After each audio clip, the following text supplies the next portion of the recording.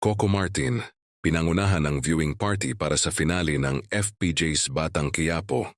Masayang ipinagdiwang ang tagumpay ng serye, pinangunahan ng aktor at direktor na si Coco Martin ang isang espesyal na viewing party para sa finale ng hit primetime series na FPJ's Batang Quiapo.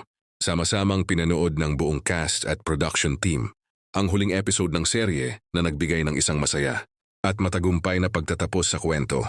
Trinaluhan ng naturang viewing party ng halos lahat ng mga artistang naging bahagi ng Batang Quiapo mula sa pangunahing cast hanggang sa mga naging espesyal na guest star sa iba't ibang yugto ng serye. Makikita ang muling pagsasama-sama ng mga artista na naging mahalagang bahagi ng tagumpay ng programa. Hindi rin nagpahuli ang ilang executives at boss ng ABS-CBN na dumalo sa event bilang suporta sa seryeng naging isa sa pinakamalalaking proyekto ng network sa primetime television. Sa mismong viewing party ay sabay-sabay na nasaksihan ng cast ang pagtatapos ng kwento, kung saan nagtapos ito sa isang happy ending na ikinatuwa ng maraming manonood.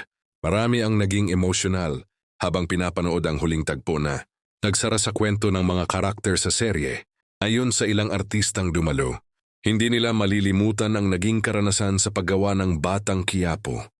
Lalo na ang pagkakataong makatrabaho at mapangunahan ni Coco Martin ang proyekto. Sa kabila ng pagtatapos ng serye, nananatiling malaking tagumpay ang FPJ's Batang Quiapo na nagiwan ng marka sa mga manonood at sa industriya ng telebisyon. Marami rin ang umaasang muli pang makakagawa ng panibagong proyekto ang team na nasa likod ng matagumpay na serye.